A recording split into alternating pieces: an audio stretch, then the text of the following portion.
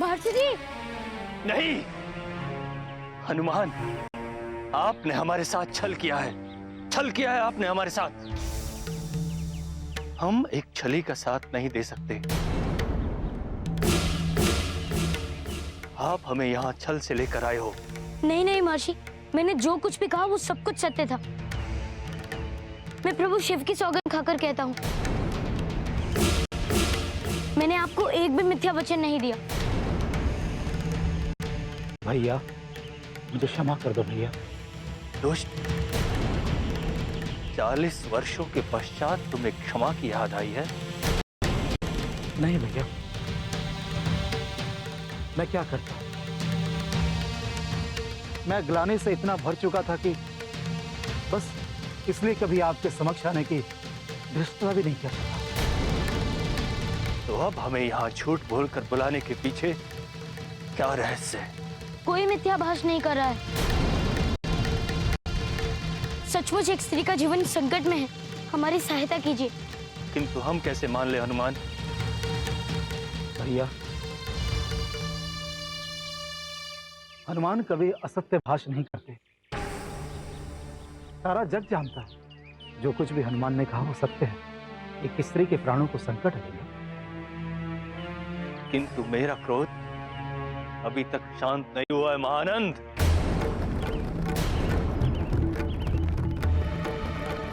भैया अपने क्रोध की अग्नि जब आपको मुझ पर वर्षा करनी हो कर लेना भैया, किंतु उसके प्राणों को बचा लीजिए। ठीक है महर्षि जी, किंतु आप अपने ही अनुज पर इतना क्रोध क्यों कर रहे हैं? महर्षि जी, मैंने तो सुना है क्षमा बड़न को चाहिए, छोटन को उत्पात। यदि इनसे कोई भूल हो भी गई है तो अब तक तो आपको उसे भूल जाना चाहिए। महानंद, क्या तुम्हारी भूल क्षमा के योग्य है?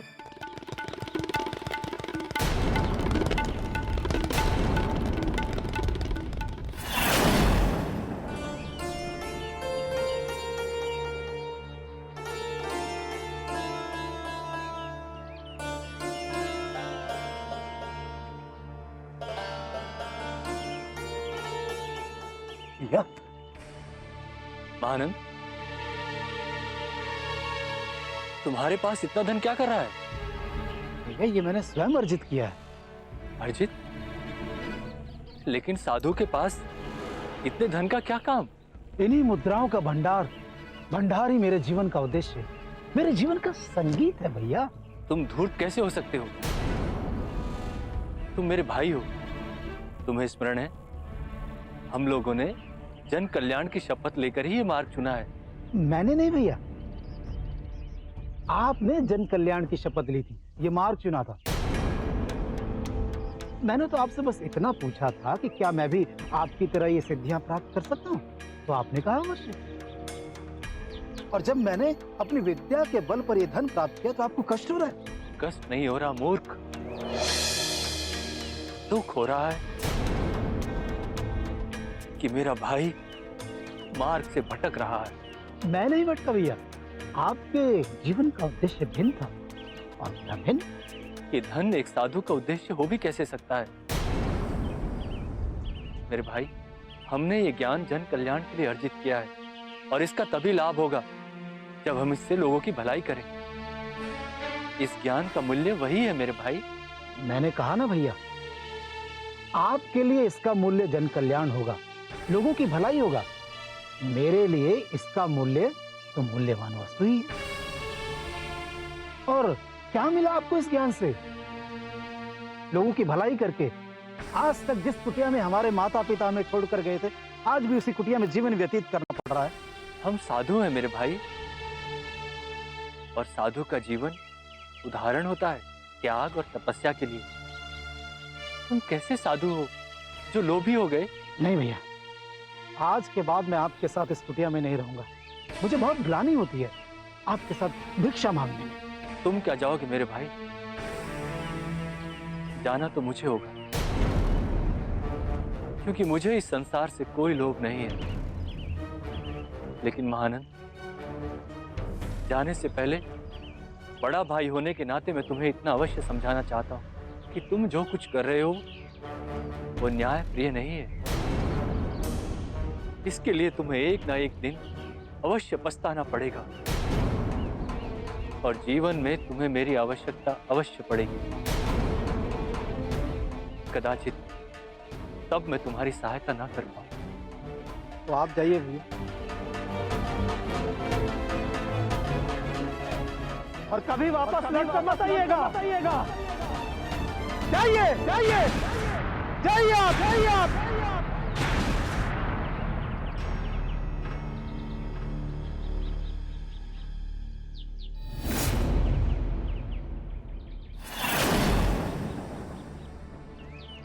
हनुमान, ये कारण था हम दोनों के पृथक होने का।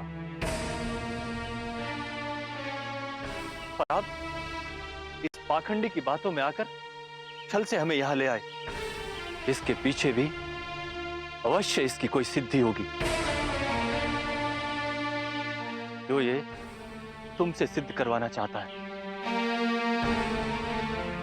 मुझे क्षमा कर दीजिए भैया, माना मैं भटक गया था, किंतु क्या कोई सुधर नहीं सकता? किंतु आज मैं उस राह पर हूं जिस राह पर आप मुझे चलाना चाहते थे। किंतु एक स्त्री का जीवन बचा लीजिए भैया, मेरी आपसे प्रार्थना है, बचा लीजिए उसके प्राणों को। जो हो गया उसे भूल जाइए महर्षि जी। इन्होंने मुझसे भी मिथ्याभास किया है, किंतु इस समय हमें अपने व्यक्तिगत स्वार्थ और द्वेष से ऊपर उठकर मानवता के विषय में सोचना चाहिए। आप उस स्त्री की सहायता मात्र इसलिए नहीं कर रहे हैं ना क्योंकि उस स्थान पर आपके भाई। आप ऐसा कैसे कर सकते हैं? भैया, आपने सदा जो पाठ मुझे पढ़ाया, आप उसे स्वयं कैसे भूल सकते हैं? ठीक है हनुमान, आपकी याचना पर हम उस स्त्री की सहायता करने के लिए तैयार हैं, किंतु अपना कार्य पूरा करते ही हम यहां से चले जाएंगे। ठीक है महर्षि जी, किंतु अभी शीघ्रता कीजिए। चलिए भैया, मेरी कुटी में अपने चरण तो पधारिए।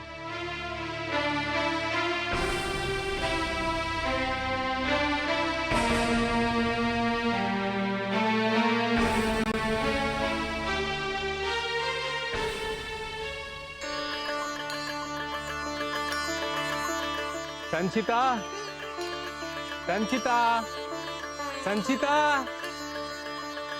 अरुण,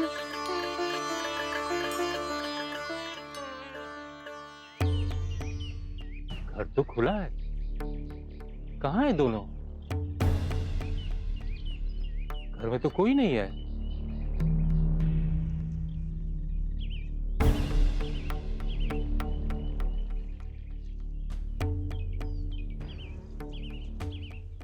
अरे मित्र, यहाँ आइए ना। मित्र, आपने अरुण और संचिता को देखा है? कहाँ है दोनों? पता नहीं, अरुण को तो मैंने विवाह की रात्रि से नहीं देखा। क्या किसी और को कुछ ज्ञात होगा इनके बारे में? हो सकता है उसके भाई वरुण को उसके विषय में ज्ञात हो, किंतु उसका भी कुछ पता नहीं कि वो है कहाँ।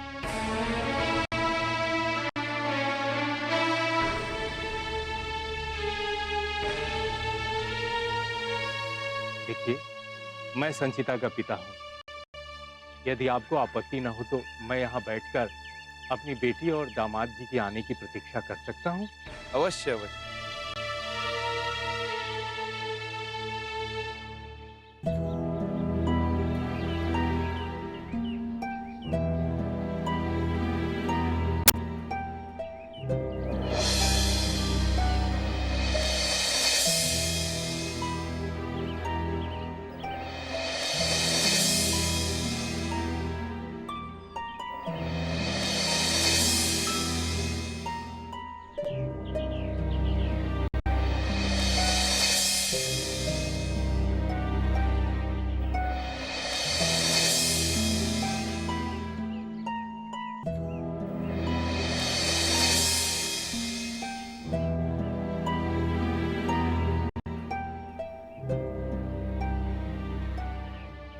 महानंद,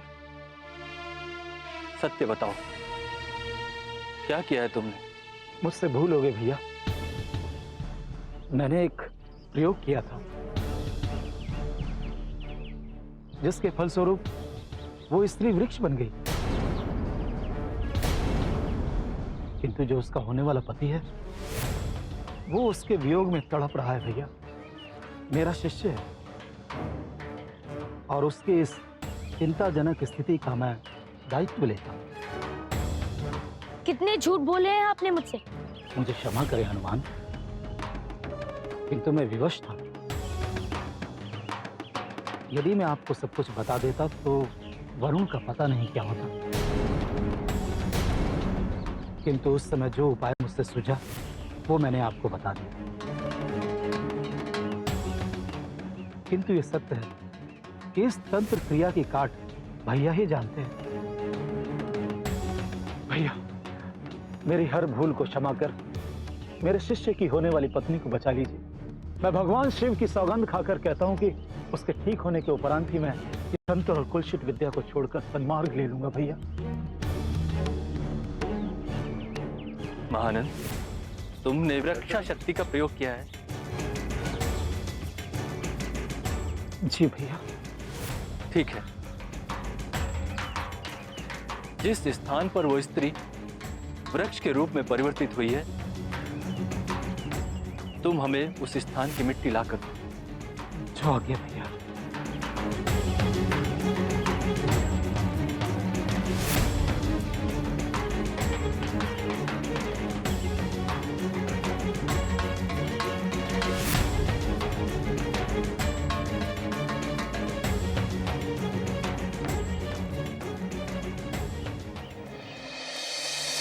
संचिता, प्रिय, तुम सुन रही हो ना? मैं तुमसे बहुत प्रेम करता हूँ संचिता, बहुत प्रेम करता हूँ।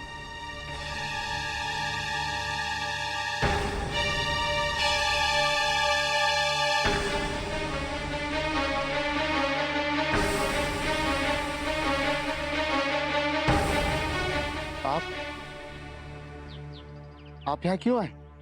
तेरी सहायता करने मूर्ख। मेरे बड़े भाई आगे हैं और उन्होंने मुझे संचिता के वृक्ष स्थान की मिट्टी लाने के लिए कहा है, तो लेने आया हूं। और मैं क्या करूं? तू वही कर जो मैंने तुझे कहा है। मेरे बड़े भाई आगे हैं और उन्होंने मुझे संचिता के वृक्ष स्थान की मिट्टी लाने के लिए कहा है, तो लेने आया हूं।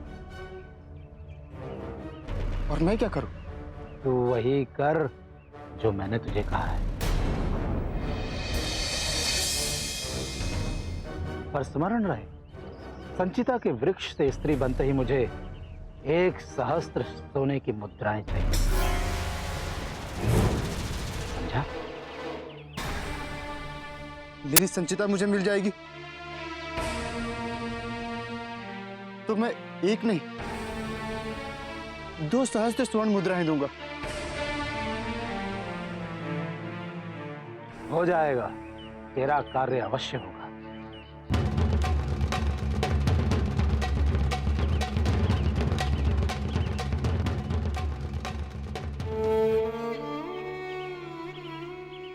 संचिता, प्रिय,